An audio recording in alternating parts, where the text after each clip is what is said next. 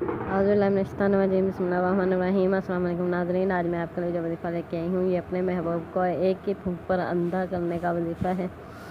तो ये अल्लाह ताला का एक सिफ़ाती नाम है जो आपने पढ़ना है। 2 लफ्ज़ हैं, 2 लफ्ज़ आपने पढ़ने हैं। आपने मेरे बताए हुए तरीके के मुताबिक ये वजीफ़ा करना है। महबूब कहीं चला गया है, किसी और के पास चला गया है, किसी आपसे बेवफाई कर गया है, या आपसे बात नहीं कर रहा, या आपसे लड़ाई हो गई है, या कोई भी मसला है, वो आपके पास आएगा और वापस आएगा और आपसे हर ज़्यादती की माफ़ी मांगेगा और इंशाल्लाह आपसे बात करने के लिए तरसेगा और आपको काल पे काल करेगा। आपने वजीफ़ा मेरे बताने के मुताबिक करना है।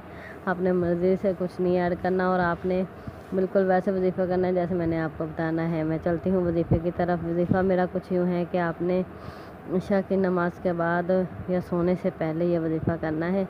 आपने वजीफ़ा शुरू करना है तो आपने बिस्मिल्लाहिर्रहमानिर्रहीम के साथ वजीफ़ा शुरू करना है। नमाज़ पढ़ने के बाद आपने जाए नमाज़ पर बैठ जाना है या वज़ू करके आपने अपनी चारपाई पे लेट जाना है और वजीफ़ा शुरू करना है। फिर बिस्मिल्लाहिर्रहमानिर्रहीम, फिर आपने 3 बार दरूद इब्राहिमी पढ़ना है जिसे कि बड़ा दरूद भी कहते हैं।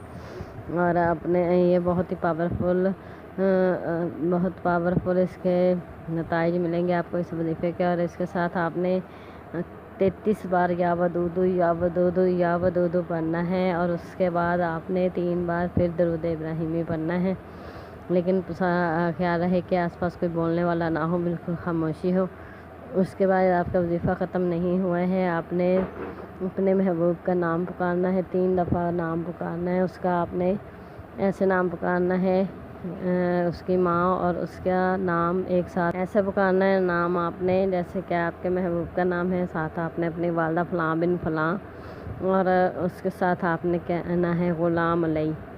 आपने ये 3 दफ़ा दोहराना है, ग़ुलाम अलई, ग़ुलाम अलई, ग़ुलाम अलई, फ़लाँ बिन फ़लाँ। आपको अपने महबूब का और अपनी उसकी वालदा का नाम पता होना चाहिए। आपने पूरा नाम लेके उसके साथ उसकी वालदा का नाम लेके ग़ुलाम अलई लगाना है। ये ऐसे पढ़ के आपने अल्लाह ताला से दुआ करनी है और फिर आपने सो जाना है।